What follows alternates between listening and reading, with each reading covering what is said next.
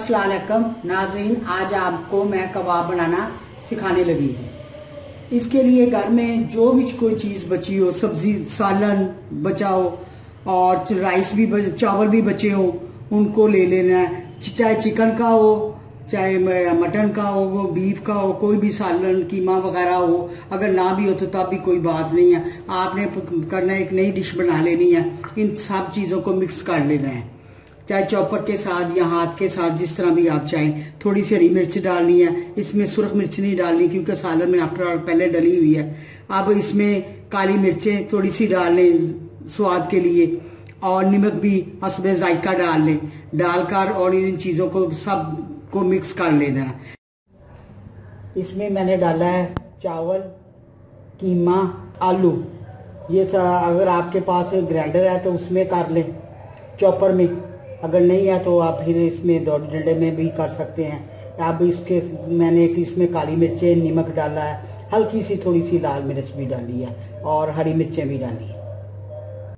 अब मैंने इसे दो डंडे में इसको चॉप कर लिया है। आपके पास आप जिस तरह भी चाहें चॉप कर सकते हैं इसको।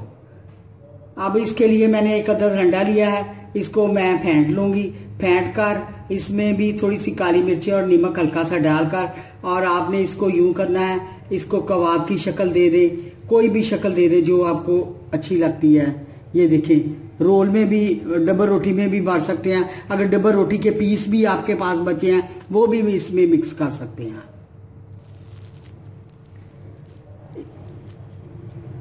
गोल शक्ल दे लें, कबाब की शक्ल दे लें, चौरस दे लें, जो भी आपको अच्छी लगे। और इसको डिप करके अंडे के साथ तो तलना है, वो भी मैं आपको दिखाती हूँ। ये देखें, अब मैंने इनको बनाकर तैयार कर लिया है। मुख्तलिफ शक्लों में आप बना सकते हैं। ये मैंने 2 अंडे लिए हैं, इसको मैं बीट कर लूंगी और टिक्कियों पे लगाएंगे और फ्राई करेंगे। अब हम इनको फ्राई करेंगे। फ्राई करने के लिए मैंने इसके अंदर थोड़ा सा चावलों का आटा, थोड़ा सा कॉर्नफ्लोर और थोड़ा सा मैदा, तीनों को मिक्स कर लिया है।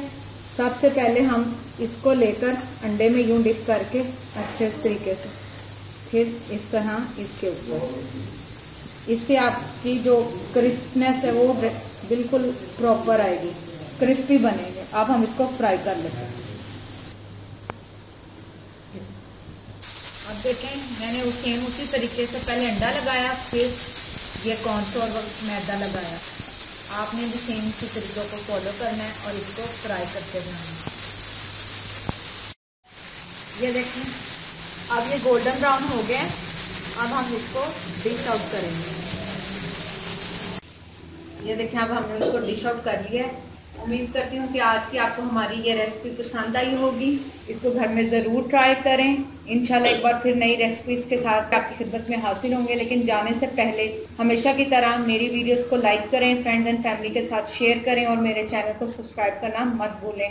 नई रेसिपी के साथ फिर आपकी खिदमत में हाजिर होंगे। तब तक इजाज़त दीजिए। अल्लाह हाफ़िज़।